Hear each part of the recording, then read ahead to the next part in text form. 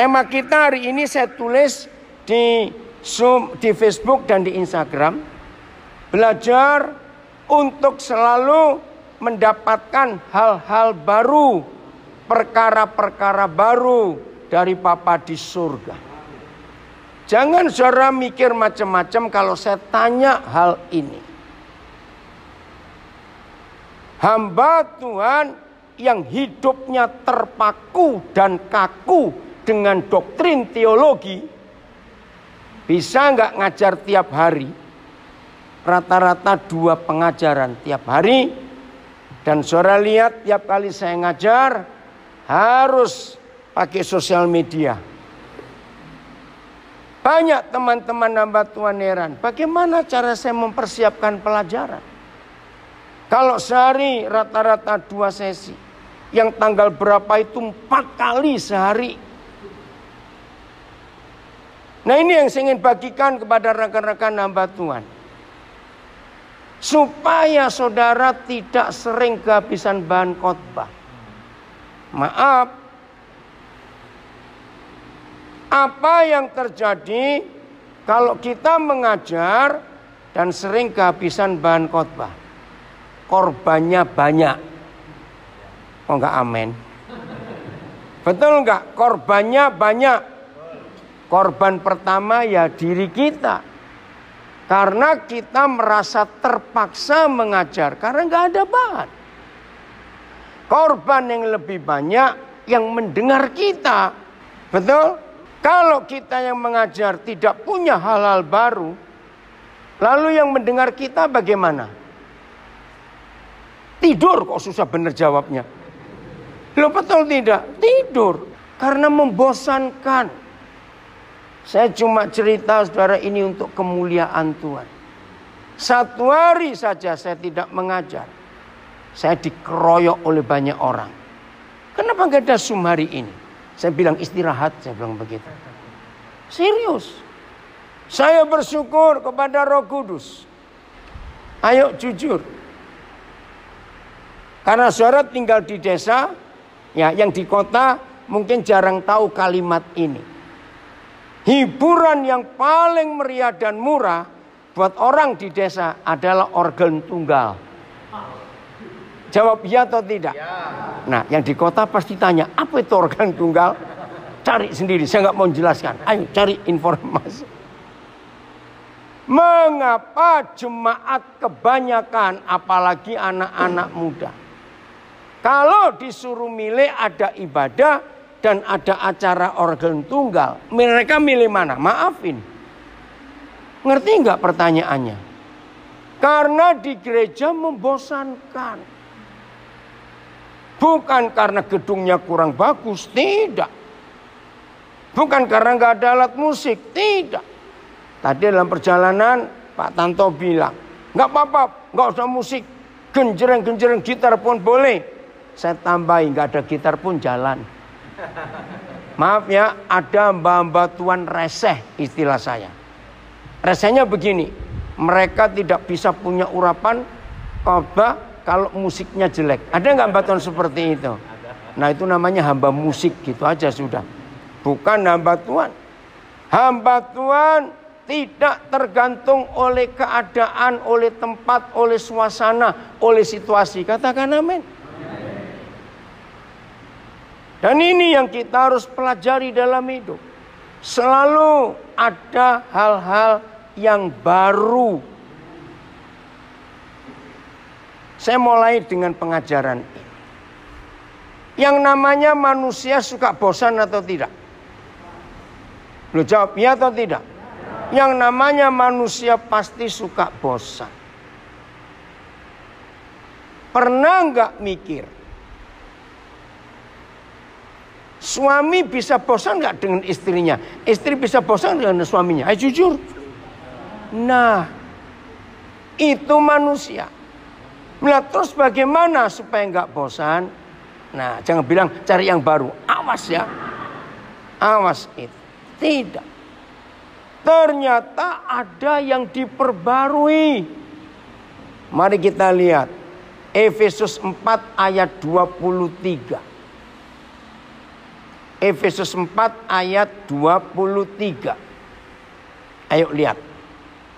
Efesus 4 ayat 23. Saudara yang kesulitan mau nulis bisa ambil kursi satu lagi untuk jadi meja. Ini saya lihat banyak ibu bapak pendeta menulis. Kita baca sama-sama Efesus 4 ayat 23. 1, 2, 3.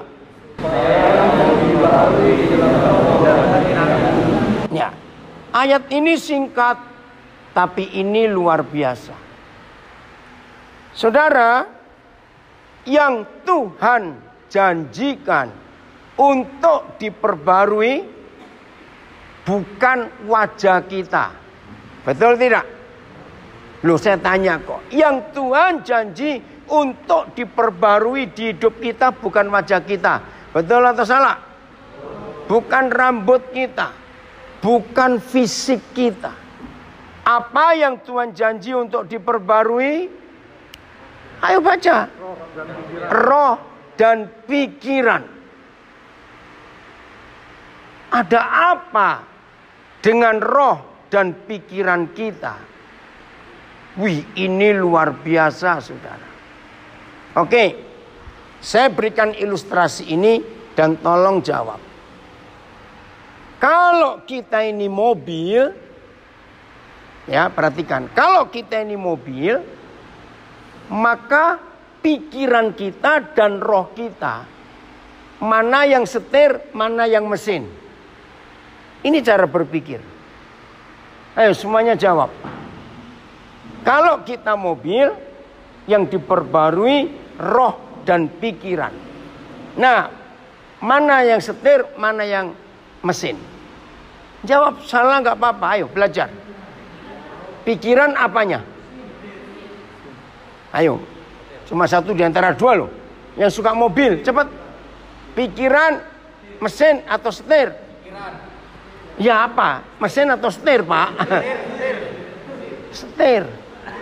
Karena pikiran ini yang mengarahkan. Hati, mesinnya. Saudara bayangkan. Kalau saudara punya mobil, ya jangan tersinggung saya tanya ini. Karena saya tahu hampir semua nggak punya mobil kok. Maaf. Tapi kalau saudara punya mobil, bayangkan setirnya dan mesinnya nggak pernah diservis. Dipakai terus. Jadi apa itu mobil? Bukan mogok, nabrak. Serius. Nah, seperti itulah hidup kalau tidak diperbarui pikiran, setirnya dan mesinnya, yaitu hati. Saudara jangan main-main. Sekarang saya tanya. Kalau istri kita, kalau suami kita, kalau hidup kita terus menerus diperbarui, yang di dalam bukan fisik. Coba saya tanya, kalau pola pikir kita diubah, diperbarui, berarti jalan hidup kita bagaimana? Istilah asingnya mindset, cara berpikir, pola berpikir. Kira-kira bagaimana? Kalau hidup ini pikiran kita diperbarui. Ngerti nggak pertanyaan saya? Ini penting. Walaupun istri kita yaitu, suami kita yaitu, walaupun berpuluh tahun kita ya di tempat itu, di desa itu, nggak pindah-pindah. Tapi kalau pola pikir kita diperbarui, ayo cepat jawab. Hidup ini bagaimana? Indah. Menyenangkan. Saudara lihat ini. Nah, orang yang pikirannya terus diperbarui, ini penting sekali. Hidupnya selalu segar atau loyo? Pasti segar. Karena pola pikirnya baru terus. Begitu pula hati yang diperbarui. Selalu gembira, selalu sukacita, selalu. Ini cara hidup. Nah sekarang saya tanya balik. Kalau kita hamba-hamba Tuhan mengalami pembaruan seperti ini, apa yang terjadi dengan anak-anak kita? Kalau melihat papa mamanya segar terus tiap hari, ada duit nggak ada duit tetap segar, kok nggak amin? Awas kalau segar hanya karena duitnya lagi banyak, berdosa itu. Sukacita kita tidak boleh ditentukan dengan jumlah saldo kita. Awas itu. Saya pernah membuktikan hamba Tuhan, maaf, saya tanya dulu, ada nggak hamba Tuhan yang adalah hamba uang? Salah, banyak, bukan ada. Loh, betul tidak? Nah, hamba Tuhan, sebentar. Ini tadi bapak satu ini kemana? Kok nggak balik? Oh, di luar sana. Ya udah. Saya ini kalau ngajar saya teliti. Siapa yang nggak usah biar Pak Tanto. Itu tuh masuk itu. Pak, yang di luar ya cepat masuk. Ya, perhatikan ya kalau ngajar harus tahu. Nggak di sana kok Tanto. Di depan itu. Saya mau sampaikan ini penting sekali. Jadi ada atau tidak hamba Tuhan yang adalah hamba uang? Banyak. Jadi pikirannya amplop terus. Maaf ini jangan tersinggung. Nah, saya pernah membuktikan hamba Tuhan yang seperti itu. Ya Pak, kami tunggu. Ayo Pak, supaya nggak terputus kalau belajar. Tolong ya. Ya, ayo masuk. Ini fakta. Saudara boleh tertawa. Hamba Tuhan yang hamba uang. Pak, jangan Pak, ada yang duduk di situ. Ada ibu satu di belakang kemana? Ada yang tahu ibu yang baju merah pakai celana panjang tadi? Oh masuk. Apanya Pak Eko? Oh, ya udah saya tunggu. Bu Eko, jangan lama-lama. Pak Eko pun. Nanti kalau dua-dua ke sana nggak balik lagi, nanti harus duduk dulu. Wah, gawat ini. Udah ayo duduk. Maaf ya. Dengerin, saya pernah ngetes dan ngecek. Hamba Tuhan yang hamba uang, apalagi kalau umurnya sudah 50-an, harus rajin-rajin tensi darah. Betul tidak? Tidak sedikit rekan-rekan kita meninggal karena nggak pernah cek tensi. Nah, jangan tersinggung. Hamba Tuhan yang hamba uang, itu nggak perlu pakai tensimeter. Cek saldo saja. Kalau saldonya banyak, tekanan darah normal. Kalau saldo kurang, otomatis tekanan darah naik. Awas yang begitu. Lo serius? Ibu, Bu Eko, ayo Bu Eko. Lo kursinya diambil orang tadi, duduk mana? Iya. Ayo Bu Eko serius ya. Dengar, belajar firman.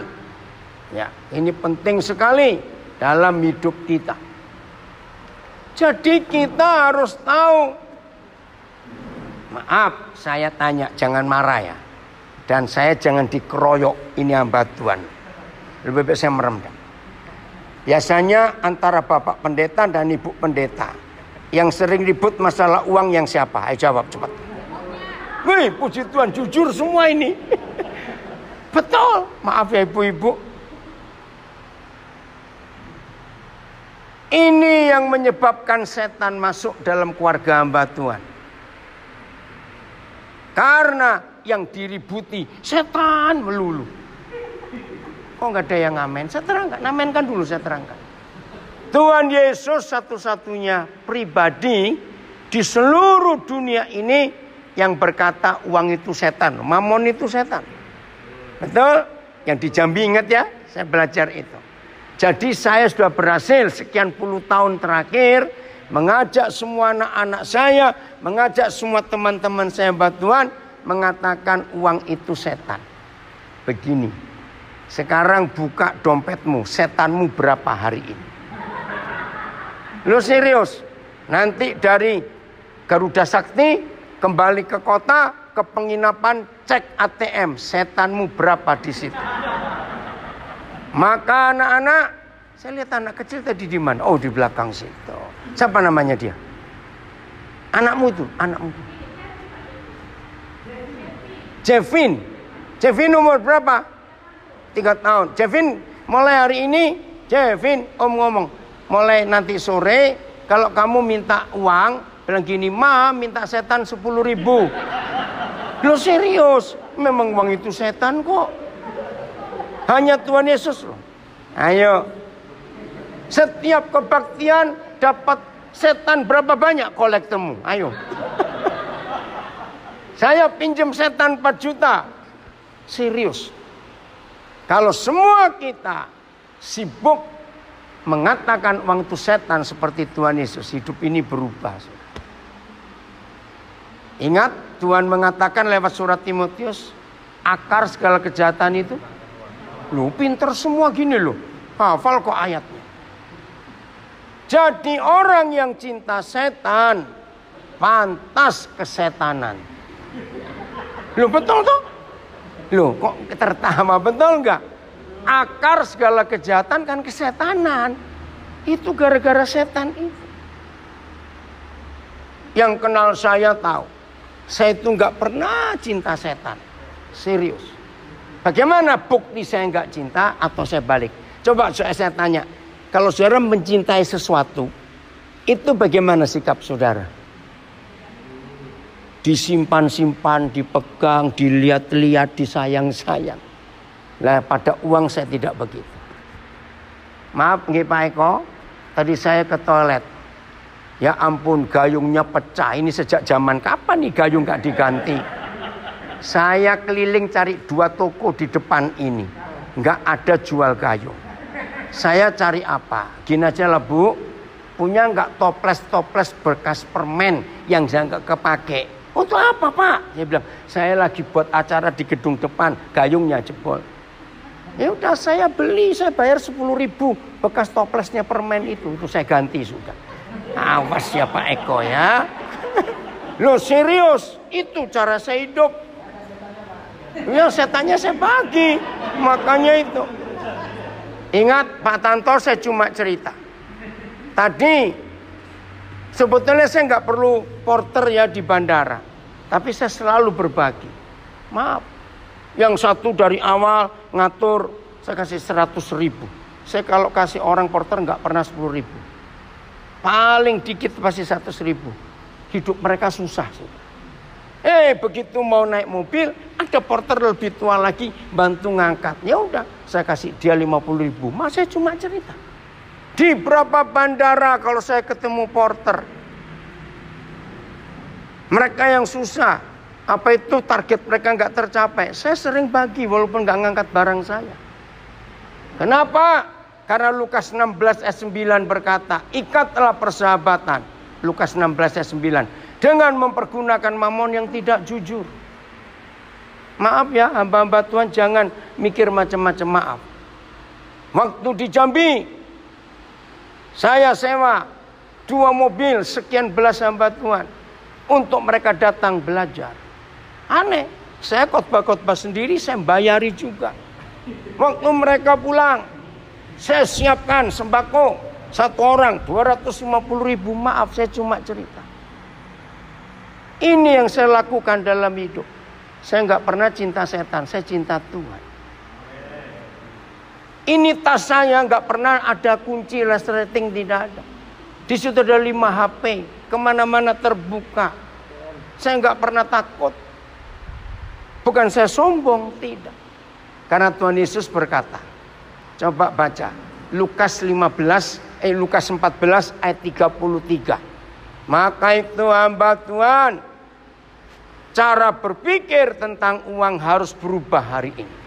Saya mau tegaskan kepada semua kehidupan murid-murid Tuhan Yesus.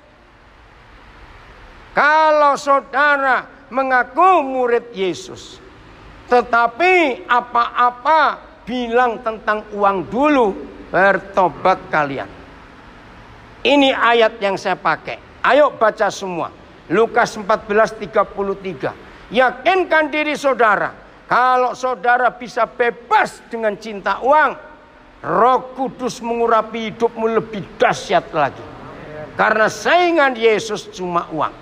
Udah, Lukas nanti. Ya nanti. Lukas 14:33. 1, 2, 3.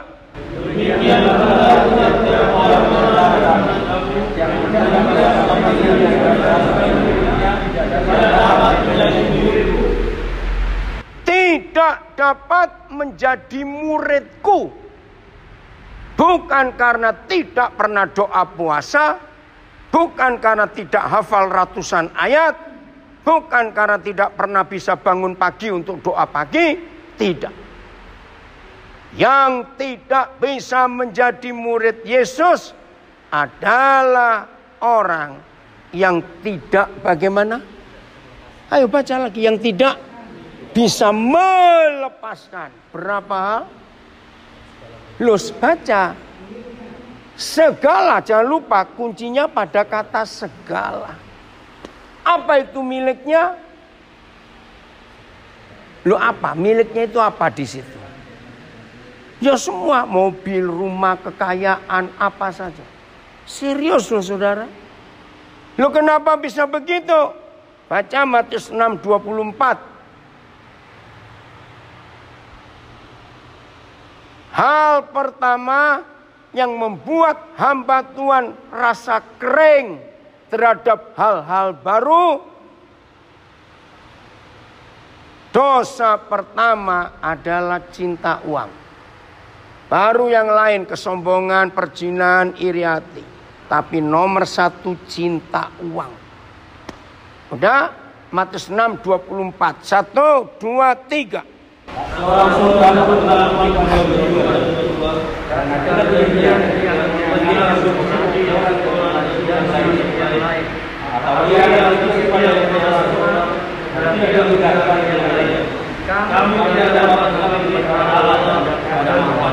Saudara dan saya tidak dapat mengabdi, menghambakan diri kepada siapa dan siapa?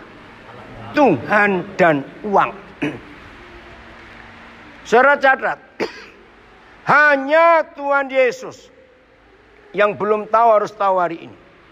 Hanya Tuhan Yesus, satu-satunya manusia di dunia yang pernah mengatakan uang itu bukan benda, bukan barang, tetapi seorang.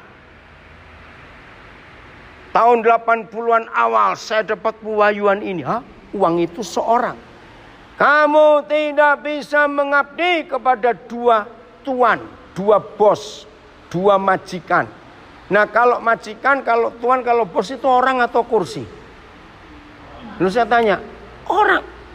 Sebab kamu akan lebih cinta yang seorang dan membenci seorang yang lain. Tolong catat. Jadi uang itu punya nyawa. Maka itu uang bisa membuat orang bunuh orang lain. Betul? Siapa kalau dia nggak punya nyawa, nggak punya kuasa? Seorang, catat. Bulan Agustus nanti 2 bulan lagi saya akan mensyukuri. Saya cuma cerita ya. 49 tahun saya jadi hamba Tuhan. Karena saya mulai khotbah tanggal 26 Agustus tahun 72. Jadi 26 Agustus 2021 itu 49 tahun saya melayani. Tolong catat. Selama sekian puluh tahun saya melayani. Semua kerusakan pelayanan nomor 1. Kalau ada orang cinta uang. Gereja yang selalu ada pertengkaran, pasti gereja yang banyak duitnya. Maka itu gereja saudara aman, karena nggak ada duitnya. Loh, betul tidak? Itu fakta. Gereja yang anggotanya ada orang kaya, maaf saya ngomong, ini pengalaman.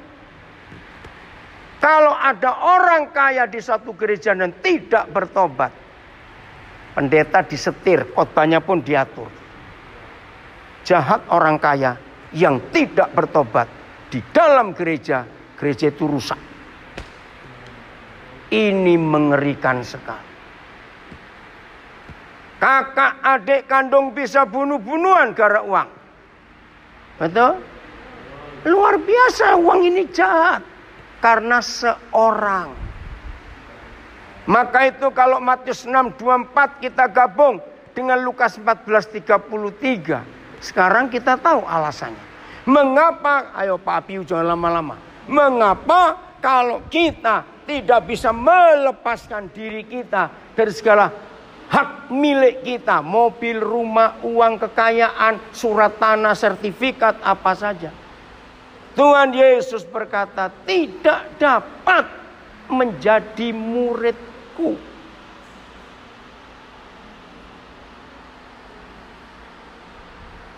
Inilah hal yang pertama yang merusak hal-hal baru di hidup kita, yaitu ketika uang kita taruh paling depan di hidup ini. Maaf, saya berkata, pasti ada yang pernah tahu, mungkin pernah ngalami. Ada orang kaya diberkati Tuhan, bagi motor kepada berapa pendeta di desa. Cari seorang, ada yang malsukan nama loh saudara. Dikasih kemenakannya ke iparnya. Pernah dengar nggak kisah itu? Enggak mungkin. Luar biasa. Ngeri. Itu pendeta loh saudara. Maka itu, kalau saudara dan saya ingin selalu dapat hal-hal baru, tempatkan Tuhan Yesus di nomor 1. Bukan yang lain-lain. Jadi roh dan pikiran kita itu yang diperbarui. Berapa kali pembaruannya? Kolose 3 ayat 10. Wih, ini seru sekali. Nah, saya mau gabung sekarang. Kolose 3 ayat 10 dengan Efesus 4 ayat 23. Bapak nggak baca Alkitab? Ada. Oh, habis baterai. Pakai, charger saya di mobil. Ya, udah. Kolose 3 ayat 10. Ya Bu, kemana Ibu? Toiletnya di belakang. Oh enggak. Ayo kita lihat. Baca 1, 2, 3.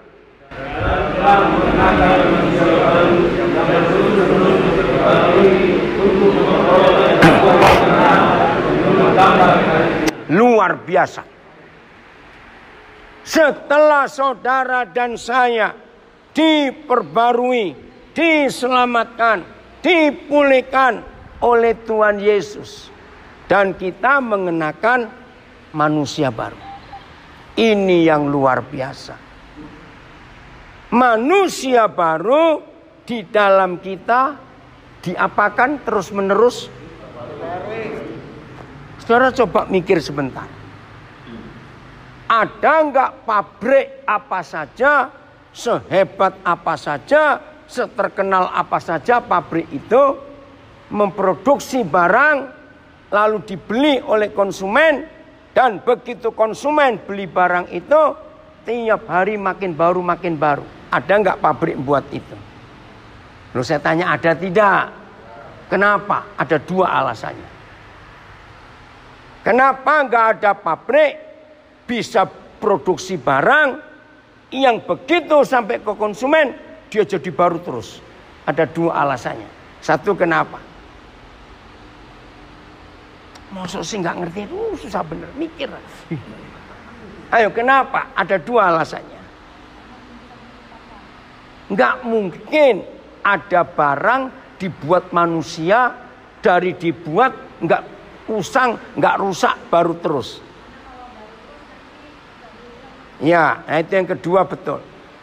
Kenapa nggak mungkin? Pabriknya nggak goblok,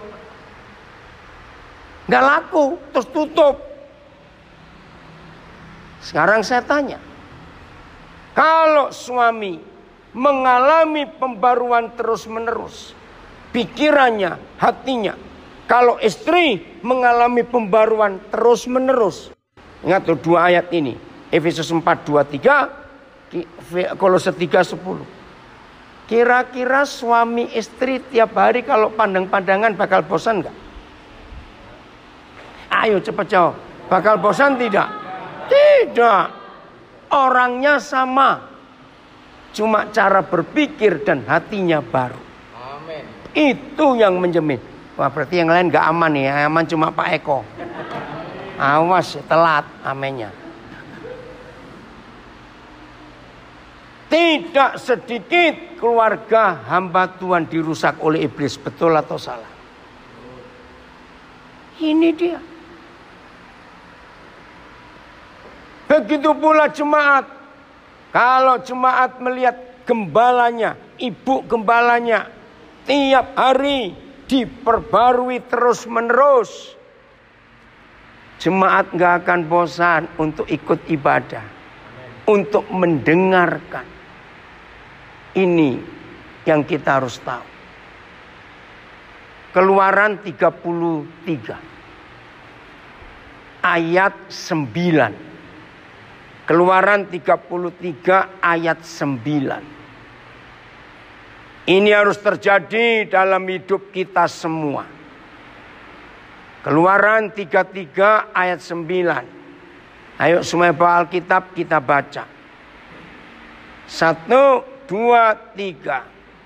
Apabila Musa masuk ke dalam kemah itu, turunlah yang awal dan berdiri di pintu kemah dan berjalan keluar dengan susah. Ini luar biasa. Waktu Musa belum membuat kemah tabernakel, maka Yahweh Tuhan menyuruh Musa hanya buat tenda. Musa menyebut kemah pertemuan. Coba baca ayat 7. Supaya tahu.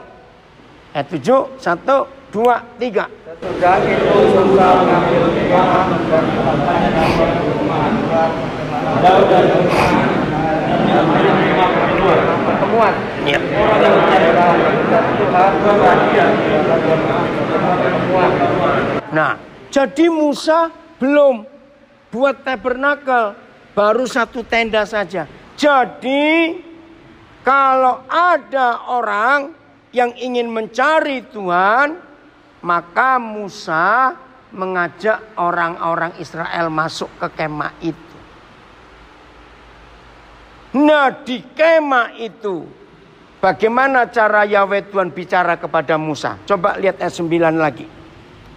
Ayo coba lihat. Bagaimana cara Tuhan bicara kepada Musa? Saya menemukan fakta ini. Tanda Tuhan hadir adalah tiang awan. Saya beri pertanyaan, ini penting. Setelah saudara baca Keluaran 33 ayat 9, antara Musa dengan Yahweh Tuhan, siapa yang menunggu siapa? Baca. Ayo baca. Siapa yang menunggu siapa? Ngerti nggak pertanyaan saya? Nah, hebat. Yahweh Tuhan yang menunggu Musa. Artinya kalau Musa tidak masuk ke kemah pertemuan itu, Yahweh Tuhan tidak turun. Saya tanya, kalau kita hamba-hamba Tuhan, murid-murid Tuhan Yesus, setiap kali kita berdoa, Tuhan yang datang duluan, hidup ini banyak perubahan gak? Lo jawab, banyak perubahan gak? Karena saya mau balik. Berapa jam kita sehari berdoa? Apalagi hamba-hamba Tuhan Pantai Kosta, wajib itu. Tapi pertanyaannya, Tuhan hadir atau tidak? Suatu kali di suatu desa, di sebuah provinsi, saya pelayanan ke gereja Pantai Kosta. Wajib doa pagi jam 4:30. Maka semua pengerja yang tinggal di rumah pastori harus ikut doa. Nah, kali itu saya bingung. Pakai tikar duduk di depan mimbar begitu. Kok di samping gembala Ada rotan panjang sekali. Saya pikir kenapa dia bawa rotan? Ada yang tahu? Mukul yang main-main. Nah, bukan mukul yang main-main. Kalau yang ngantuk. Saya lagi tutup mata juga, kok denger ceter, saya jadi bangun. Dia mukul siapa? Ternyata ada pengerja yang ketiduran 4:30. Saudara, saya belajar. Kalau diajak doa terus tidur, berarti yang ngajak doa pun gak berdoa karena dia melek ngeliatin yang tidur siapa. Yang kedua, berarti Tuhan gak hadir di situ. Kalau Tuhan hadir, gak ada orang ngantuk. Pasti segar semua. Betul? Maka itu ini penting ayat 9. Saudara miliki dalam itu. Percayalah kalau kita hamba Tuhan menggenapi hidup kita seperti Keluaran 33 ayat 9. Tidak ada yang membosankan dalam hidup pelayanan kita. Amin. Ayat 10. Baca 1, 2, 3. Setelah seluruh bangsa itu mendengar bahwa dia Allah di Bukema, maka mereka bersujud menyembah masing-masing di pintu kemah. Roh Kudus, tolong kami supaya Keluaran 33:10 jadi bagian dalam hidup kami, hamba-hambamu ini dalam nama Yesus. Pertanyaan saya, setelah seluruh bangsa itu melihat, ayat 8 tolong baca. Apa yang terjadi dengan mereka kalau mereka tahu Musa masuk ke kemah pertemuan? Ayat 8. 1, 2, 3. Apabila Musa keluar pergi ke kemah itu, barulah seluruh bangsa itu berbeda mereka masing-masing di pintu kemahnya, dan mereka mengikuti Musa dengan matanya sampai dia. Ini penting ya saudara, khususnya kita hamba-hamba Tuhan, pengkhotbah-pengkhotbah, gembala, pelayan-pelayan, dengar.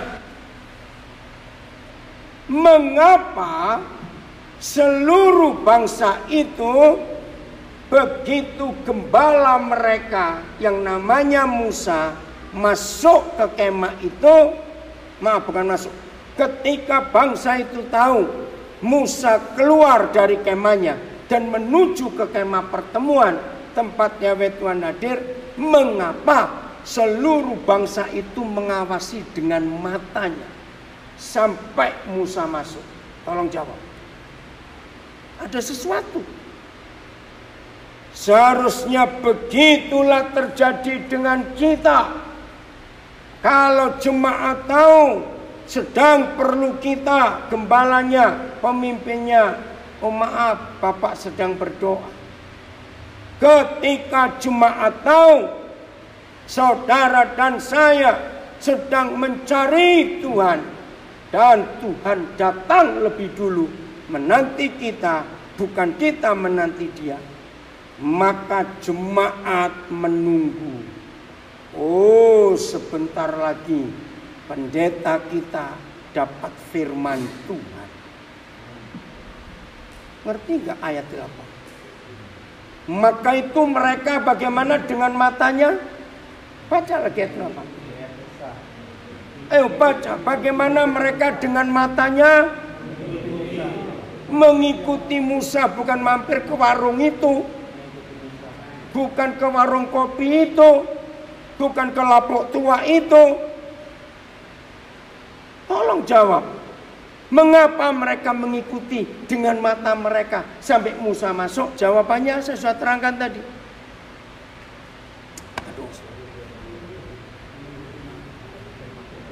Iya, mereka menunggu. Pasti Yahweh Tuhan bicara kepada gembala kita. Mengerti enggak? Maka itu cara ngecek dan ngetes. Apakah saudara dan saya selalu mendapat hal-hal baru dari Roh Kudus? Kalau orang tahu kita mau mengajar dan orang menunggu, ada apa lagi? Pak Tanto ini yang Pak Tanto tanyakan. Spekta istilahnya itu Pak.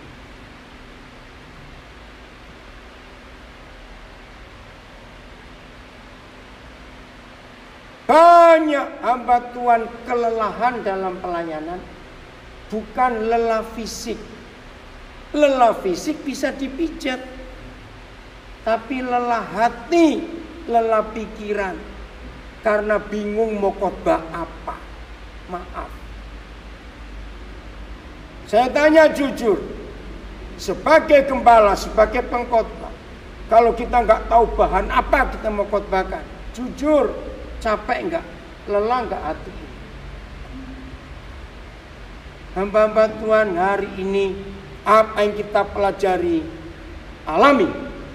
Pasti ada hal baru dari hidup saudara. Maka itu tadi saya cerita. Ini banyak teman-teman saya heran, istri saya juga heran. Sudah berapa tahun saya nggak Trans Sumatera ini. Saya pertama Trans Sumatera itu September 87. Naik mobil dari Lampung. Terus 2 kali mobilnya ganti, mesinnya itu harus turun mesin. Jalan tahun 87 itu aduh. Berapa kali kami nginap di tengah jalan. Di situ saya mulai kenal bajing loncat. Wih, ngeri sekali. Nah, setelah sekian tahun baru, bayangkan dari 21 Mei saya di Lampung khotbah terus sampai hari ini. Ada rekan saya ngitung dari Lampung sampai Palembang yang cuma berapa hari itu? 7 hari. Mereka ngitung saya khotbah 18 kali. Bisa bayangkan. Maaf lagi selesai cerita. Dan selalu ada hal baru. Saya lupa tadi siapa yang tanya saya, Pak nggak perlu laptop atau PowerPoint. Oh Pak Abiu, maaf. Lah ini celakanya saya, dalam tanda kutip. Saya ini nggak bisa khotbah pakai gambar-gambar itu. Sebab saya kalau ngajar dipimpin Roh Kudus. Jadi saya nggak punya catatan, nggak ada. Nah kalau pakai itu harus nunggu ini apa ya gambarnya apa. Nggak bisa, maaf. Jelas, saudara percaya yang disembah Musa adalah Tuhan kita juga. Loh kok nggak amin? Ya sudah kalau nggak percaya.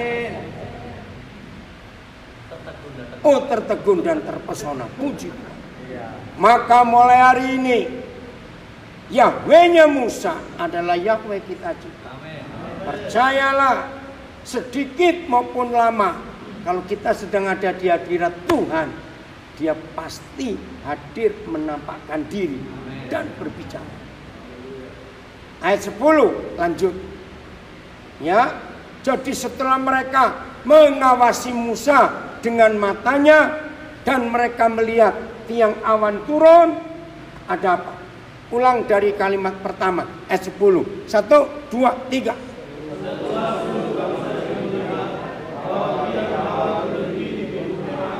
Stop. Ini luar biasa.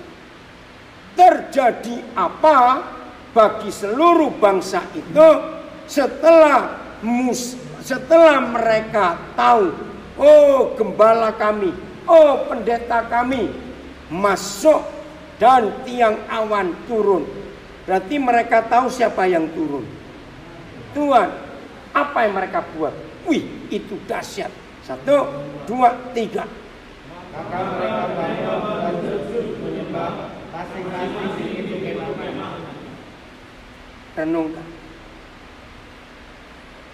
Berarti jemaat yang dipimpin Musa itu ngapain? Bangun dan sujud menyembah. Berarti mereka nunggu apa? Kenapa mereka bangun lalu sujud di depan pintu kemah masing-masing ketika mereka tahu Yahweh Tuhan hadir? Ini yang jemaat harus menantikan saudara dan saya. Mengerti hukum ini saudara? Tolong sampaikan pengajaran ini ke semua rekan-rekan kita yang gak bisa hadir hari ini. Kamu gak akan kehabisan bahan khotbah, sampaikan. Kalau kamu mengikuti apa yang Musa alami. Betul? Bakal bosan mengajar? Tidak. Ayat 11. Bagaimana cara Yahweh Tuhan bicara kepada Musa? Ini luar biasa. 1, 2, 3.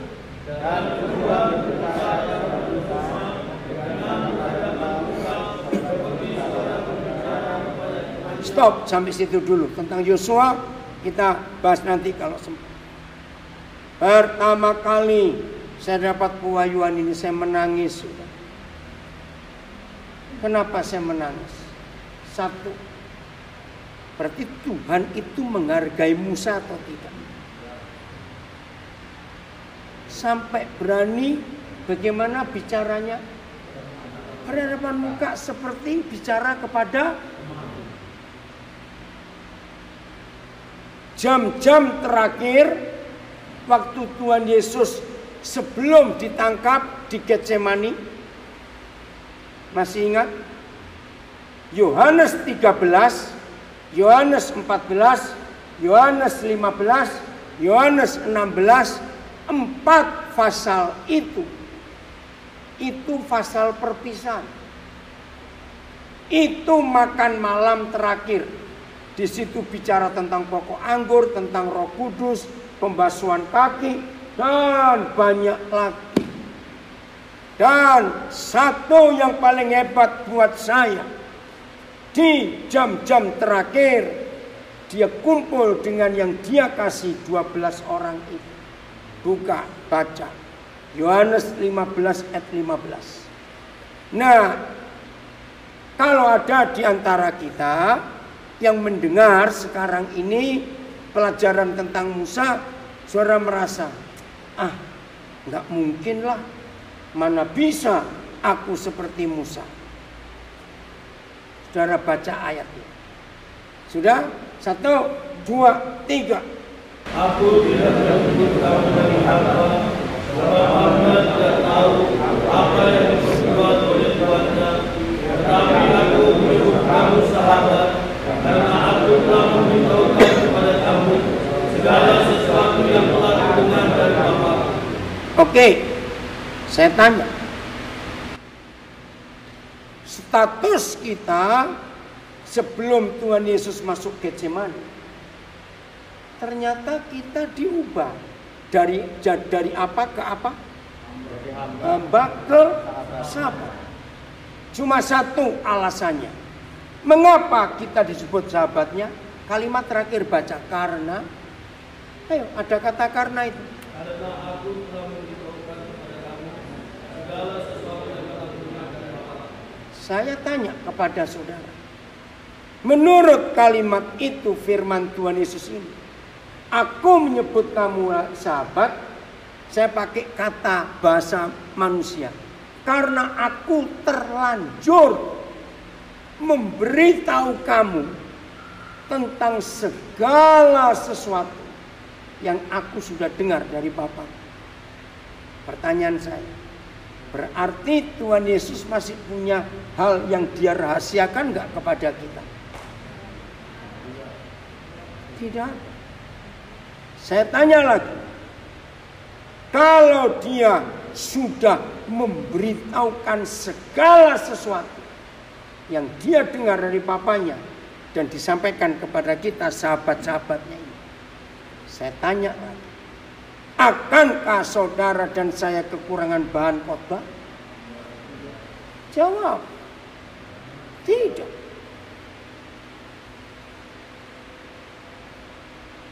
Saya vonis, jangan tersinggung. Berarti kalau ada orang menyebut diri hamba Tuhan, tapi jarang dapat hal yang baru, jangan tersinggung. Berarti dia tetap hamba, bukan sahabat. Betul tidak?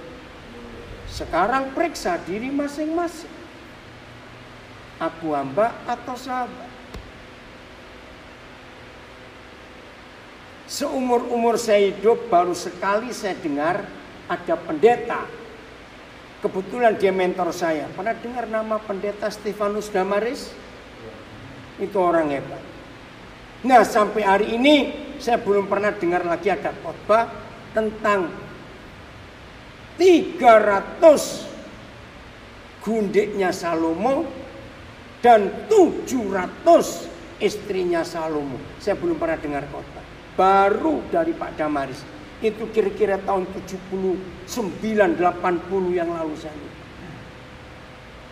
Begini dia khotbah dan saya simpan sampai hari ini.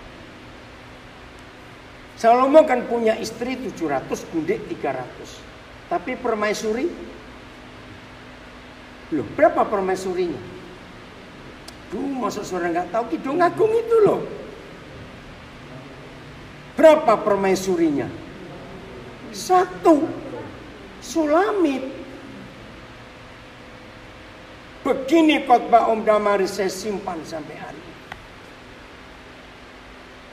Mari kita jujur dengan ayat itu. Gundik 300, istri 700, permaisuri 1. Kidung Agung, Sulamit itu lambang siapa? Gereja. Loh betul tidak? Kita mempelai. Ternyata Om Damaris ngitung. Aduh, saya sampai geli kalau lihat. Saya gabunglah 1000. Berarti berapa belas bulan sekali masing-masing gundik dan istri ketemu Salomo. Cepat bagilah 1000 itu loh. Susah bener. 3 tahun sekali. Begini kata Om Damaris, maka kalau hamba-hamba Tuhan jarang ketemu Tuhannya, engkau gundik gitu saja. Loh betul tidak firman itu? Tapi kalau permaisuri, kapan ketemunya? Tiap hari.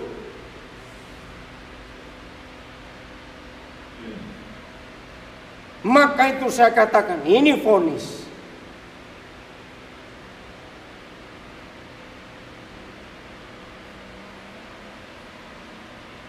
Judul kita hari ini belajar untuk selalu mendapat hal-hal baru, perkara-perkara baru dari Bapa di surga. Supaya kita bisa menjadi berkat buat banyak orang. Saya ngomong pada Pak Pendeta Fani Lumenta tadi. Sebetulnya nggak ada hal baru. Semua sudah tertulis di kitab ini selama ribuan tahun yang lalu. Mana baru? Betul? Tapi ini yang dikatakan Tuhan Yesus dan Paulus. Huruf ini mematikan. Tapi roh itu menghidupkan.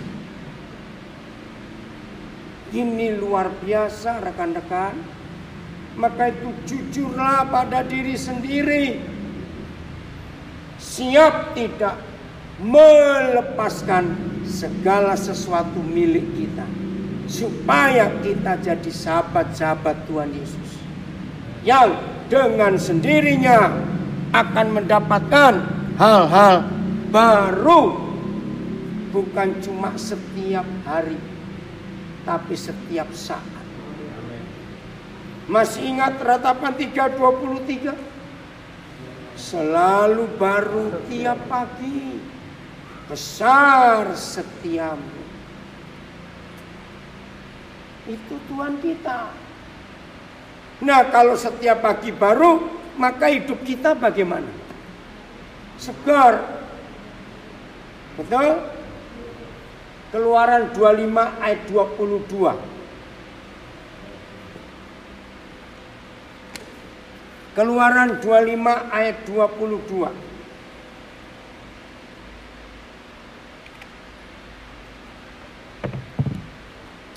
Dahsyat kalau ayat ini terjadi di hidup kita.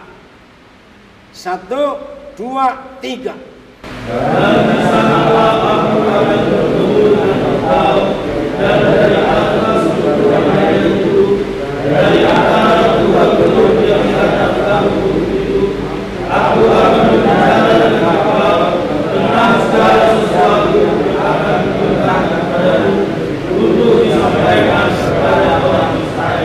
Hamba-hamba Tuhan, kalimat terakhir ayat 22 itu mutlak harus terjadi di hidup kita. Aku akan berbicara kepadamu Musa tentang berapa hal? Baca. Tentang segala sesuatu. Segala sesuatu itu berapa? Semua. Nggak ada yang tidak. Yang harus kau sampaikan kepada umat itu, kepada bangsa itu. Saya tanya lagi. Kalau Yohanes 15 ayat 15 kita sudah percaya bahwa kita sahabat Yesus, yang artinya segala sesuatu yang telah kudengar dari Bapakku, aku sudah sampaikan kepadamu. Maka di Keluaran 25 ayat 22 Tuhan berbicara kepada hamba-hambanya tentang segala sesuatu yang harus disampaikan kepada orang Israel. Pertanyaannya, akankah saudara kehabisan bahan khotbah? Maaf. Nah, keluarkan 2 kata penting di ayat 22. Itu kata penting. 1, di sanalah aku bertemu dengan engkau. Kata kedua, di sanalah aku berbicara dengan engkau.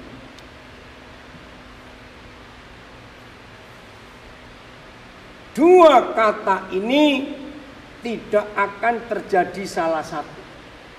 Selalu bersama-sama. Kalau Tuhan menemui kita, Dia pasti berbicara. Maka itu yang rajin doa sekian jam sehari, yang rajin puasa sekian hari sebulan, jangan sombong, saling cerita. Kamu kuat sembahyang berapa hari? Berapa jam sehari? Aduh, 2 jam aja setengah mati. Kalah, aku 6 jam. Bukan itu. Kamu kuat puasa berapa hari sebulan? Aduh, paling banyak 3 hari. Kalah, aku 10 hari sebulan puasa. Bukan itu. Setelah saudara mendengar pelajaran ini, kalau ada yang rajin doa, rajin puasa, maka pertanyaannya adalah, Tuhan bicara apa dengan kamu? Serius. Kalau sampai ada orang rajin puasa, kalau ditanya Tuhan bicara apa? Enggak itu, jawab, kamu sedang hemat, gak punya duit. Maaf. Kalau ada yang rajin doa berjam-jam sehari, lalu kita tanya Tuhan bicara apa? Enggak itu, langsung katakan kamu tidur, dah gitu saja. Saya radikal terhadap firman ini. Bayangkan hidup Musa seperti itu. Maka itu jangan sok rohani dan sombong rohani. Hanya bilang aku doa sekian jam, aku puasa sekian hari. Bukan itu.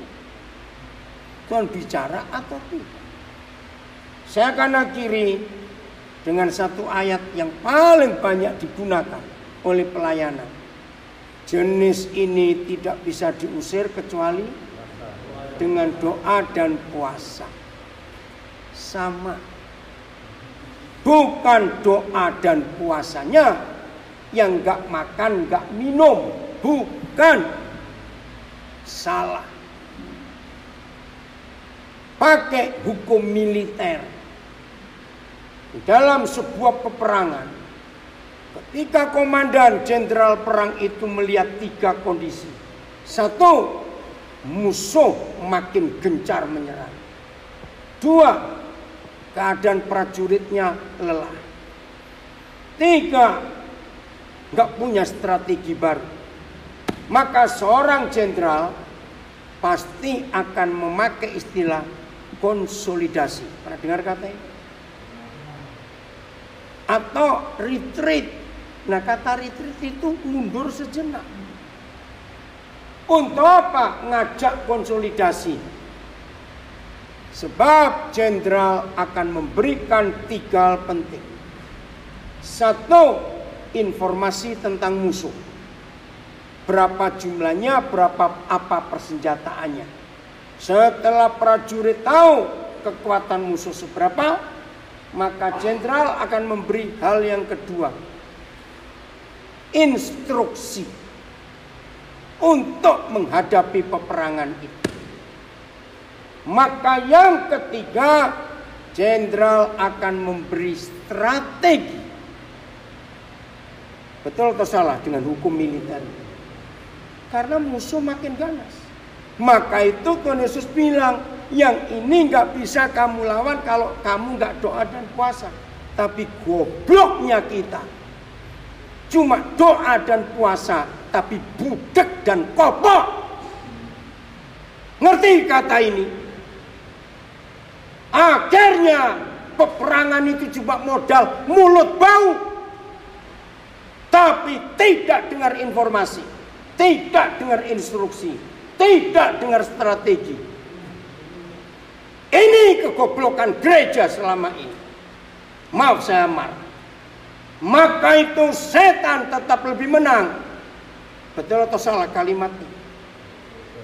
Berubah. Jadi doa puasa tidak hanya tidak makan dan tidak minum. Tapi kalau tuli, tidak tahu segala sesuatu yang Tuhan mau katakan, goblok kita ini. Marahlah saya latih. Saya marah kepada setan-setan itu yang membodohi hamba-hamba Tuhan. Hobinya doa puasa, tapi tidak dengar apa-apa. Catat mulai hari ini.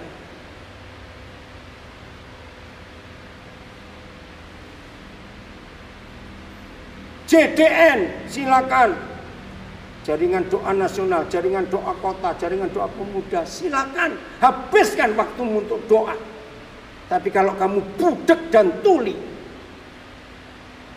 mana mau perang? Lihat 5 Mei 2005. 55 ingat nih, saya nggak mau ikut. Itu buang uang miliaran rupiah hanya untuk buat panggung di lapangan besar, berapa ratus juta, mendatangkan artis, sewa sound system. Mana nggak ada perubahan sampai hari ini? Maaf, sebab kita salah berdoa. Maka itu betul Yakobus menulis pasal 4. Doamu kamu habiskan hanya menuruti hawa nafsumu. Enggak dengar instruksi, enggak dengar informasi, tidak tahu strategi. Mau perang model apa? Hamba-hamba Tuhan perhatikan. Ku ingin mendengar suaramu Tuhanku, ku sadar diciptakan untuk rencanamu yang mulia. Ku serahkan hidupku padamu, Yesus Rajaku. Kan ku perhatikan kehendak-Mu padaku. Ku mau turut selalu dalam rencana-Mu Tuhan, sampai bumi penuh kemuliaan-Mu.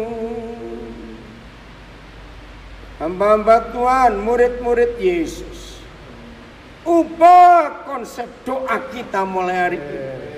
Nantikan perkara-perkara baru, nantikan hal-hal baru dari Yahweh Tuhan kita, supaya pelayanan kita ada pembaruan. Amin.